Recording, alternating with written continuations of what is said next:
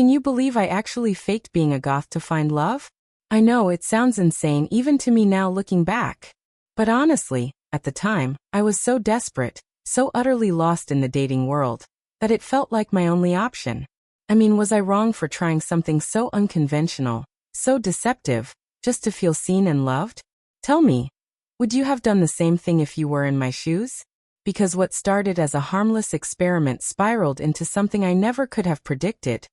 Something that almost cost me everything. Let me take you back to where it all began. My name is Chloe, and for most of my life, I've been, well, invisible.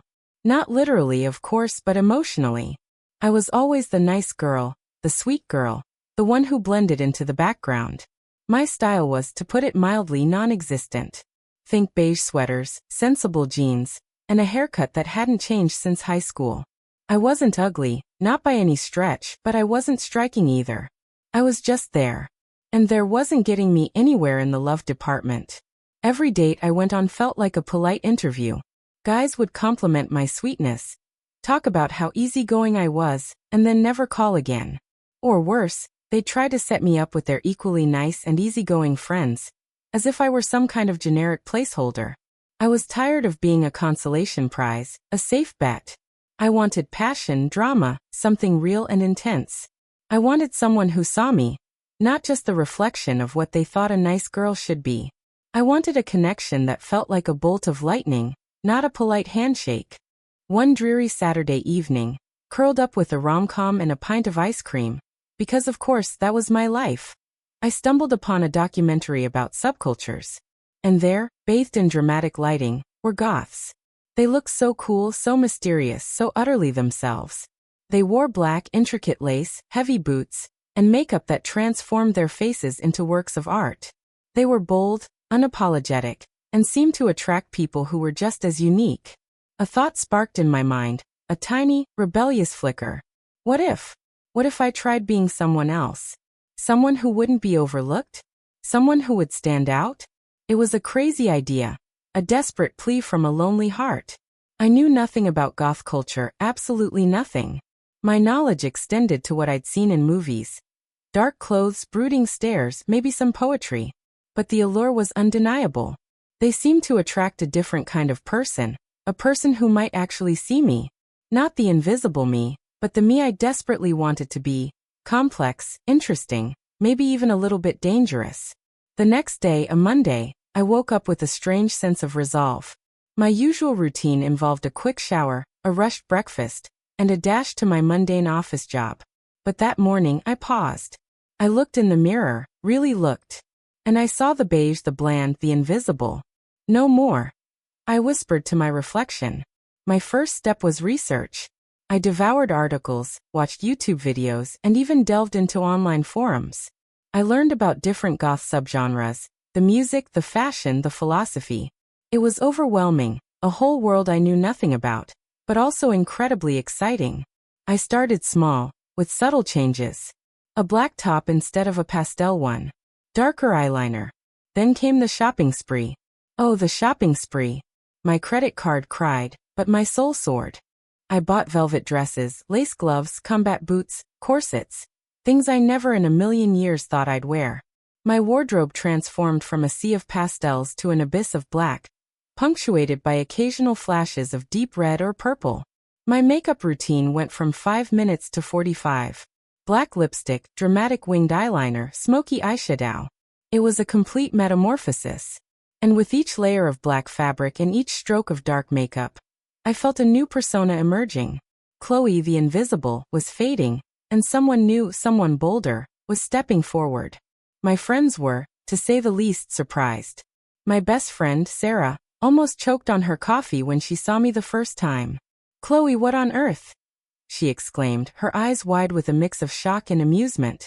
I mumbled something about wanting a change, experimenting with a new style. She just shook her head, a smile playing on her lips. "Well, you certainly gotta change. You look intense." Intense? I liked that. My parents, bless their traditional hearts, were equally bewildered. "Are you going through a phase, dear?"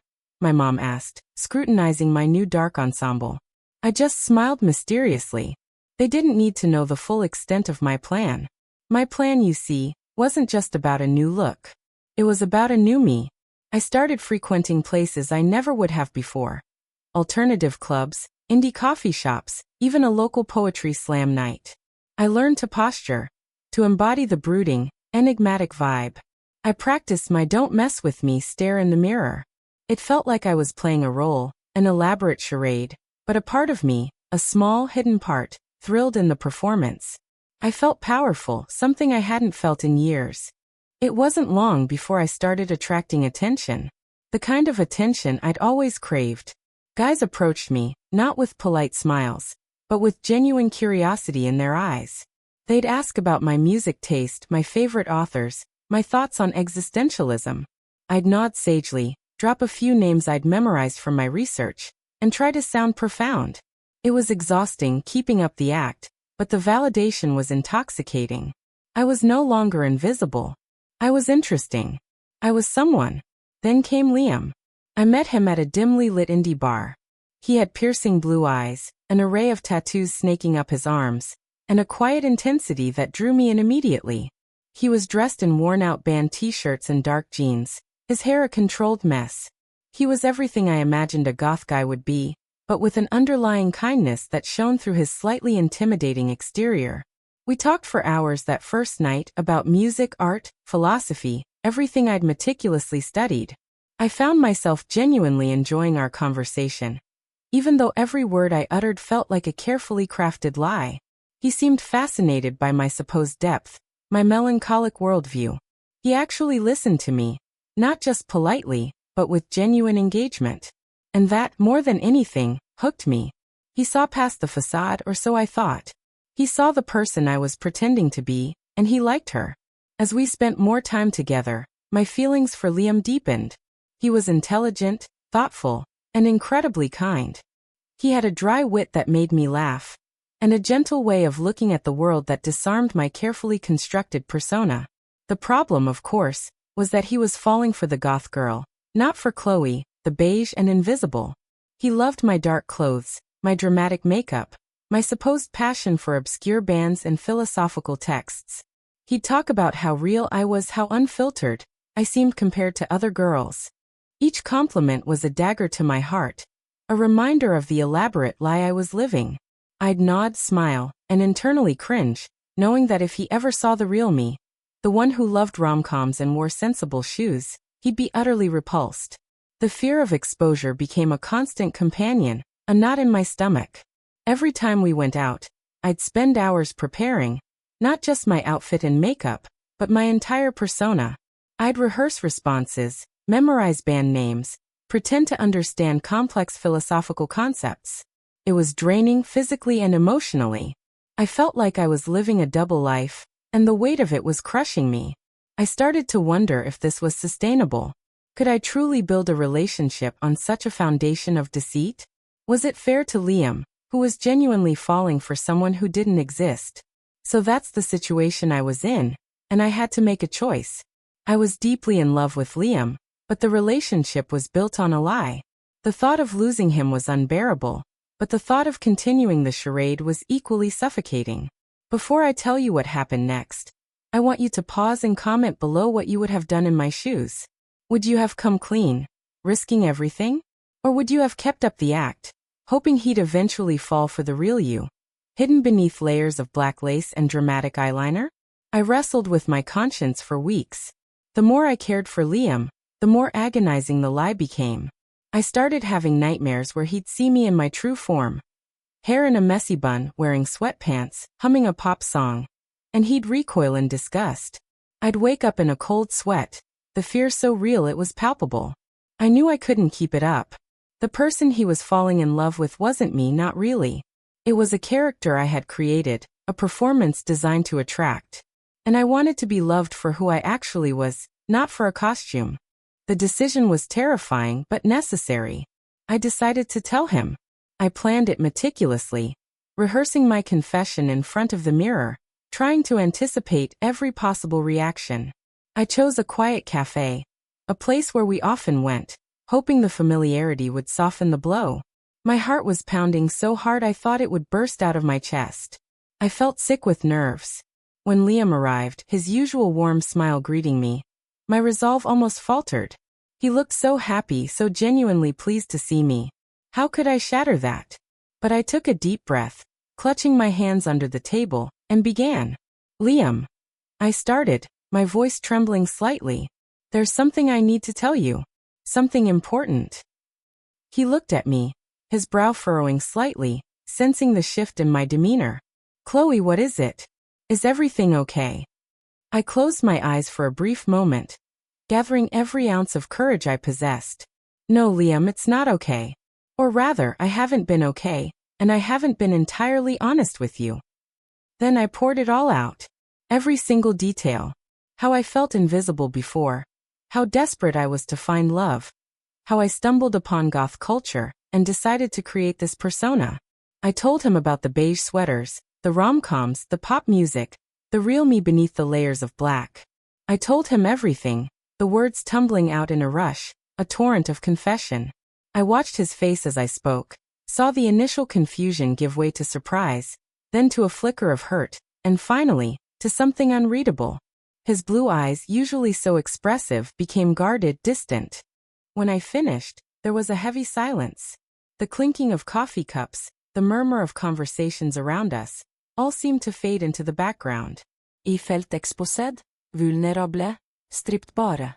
I braced myself for his anger, his disgust, the inevitable rejection. I expected him to stand up and walk away, to tell me he couldn't believe I would lie to him like that. But he didn't. He just sat there looking at me, his expression a mixture of shock and contemplation. So, he finally said, his voice quiet, almost a whisper. The Chloe I know, the one who loves The Cure and discusses Nietzsche, that's not really you? I shook my head, tears pricking at my eyes. Not entirely. I mean, I've learned a lot, and I do appreciate some of the music, but it was an act, Liam. I was trying to be someone I thought you would like. Another long silence stretched between us. It felt like an eternity. I could feel my heart breaking, the painful reality of what I had done sinking in. This was it. I had ruined everything. Then, to my utter astonishment, he let out a small, almost imperceptible chuckle. It wasn't a mean laugh, but one laced with a strange kind of understanding. You know, he said, a faint smile touching his lips. I actually had a feeling something was a little off. My eyes widened. You did? Yeah, he confessed. You were almost too perfect sometimes. Like you'd memorized all the right answers. And there were little things. The way you always seemed a bit uncomfortable in those ridiculously high platform boots. The time you accidentally hummed a Taylor Swift song when you thought I wasn't listening. He chuckled again, and this time, it was a full, genuine laugh. I figured you were just a really dedicated poser, or maybe you were trying a bit too hard to impress me. I never imagined it was this elaborate a plan. I stared at him, dumbfounded. He had known, or at least suspected. So, you're not angry? I asked, my voice barely audible. He sighed, running a hand through his hair. Angry? A little, maybe. Hurt. Yeah, a bit. But mostly, I'm just surprised. And honestly, a little flattered that you went to all that trouble for me. He leaned forward, his blue eyes searching mine. Chloe, the truth is, I liked the person underneath the goth persona too. I liked your laugh, your kindness, the way you genuinely cared about things. Those things weren't an act, were they? I shook my head vehemently. No. Those were always real. That's me. A soft smile spread across his face. Good, he said, taking my hand across the table. His touch was warm, reassuring. Because that's the person I'm really interested in getting to know. The one who actually enjoys rom-coms and might hum Taylor Swift. We talked for hours after that, really talked, for the first time without any pretense. I told him about my insecurities, my fear of being overlooked, my desperate yearning for a deep connection. He listened, truly listened, and shared his own stories of feeling out of place sometimes. It was raw, honest, and incredibly freeing. It turned out, Liam wasn't a hardcore goth either. He appreciated the aesthetic and the music, but he was far more eclectic in his tastes than he let on. He had his own reasons for presenting a certain image, a way to navigate a world that sometimes felt overwhelming. He admitted that my intense gothness had initially drawn him in, but it was the real moments, the shared laughter and the genuine conversations, that made him fall for me. The aftermath of my confession wasn't a sudden, magical transformation where all my problems vanished. It was a slow, sometimes awkward, process of shedding the persona and embracing my true self, with Liam by my side. I still wore some black, because frankly, it looked good, but I also started incorporating colors, patterns, and styles that felt more authentically me. My makeup became less dramatic, more natural. I reintroduced my rom-coms and pop music, and Liam, to my delight, actually enjoyed watching a cheesy movie with me, even if he pretended to groan. We went to a Taylor Swift concert, and he surprised me by knowing more lyrics than I did. We started building our relationship on a foundation of honesty and mutual acceptance. It wasn't about being perfectly matched in every aesthetic or philosophical interest. It was about genuine connection, understanding, and loving each other for who we truly were, flaws and all. The fake goth girl had found love, but only after she stopped being fake. So here I am, Chloe, no longer invisible, no longer hiding behind a persona. I learned a massive lesson. Trying to be someone you're not to attract love is a recipe for disaster. It builds a prison, not a partnership. True connection comes from authenticity, from being brave enough to show your real self. Even the parts you think are boring or unlovable. Liam and I are still together, stronger than ever. We laugh about my goth phase now, and he occasionally teases me about my dark past. But he loves me, for all my beige and all my black, for my love of rom-coms and my sometimes sarcastic wit. It was a crazy journey, a desperate attempt to find love that almost backfired spectacularly, but ultimately, it led me exactly where I needed to be. With someone who loves the real me. If you were on my side, if you think my journey to finding love, however misguided, was worth it, then please, like this video. Subscribe for more stories like this, stories about life, love, and the sometimes absurd lengths we go to find connection. And please share your final thoughts on this whole mess in the comments section. Have you ever tried to be someone you're not to impress someone? I'd love to hear your experiences. I'll see you all in the next story.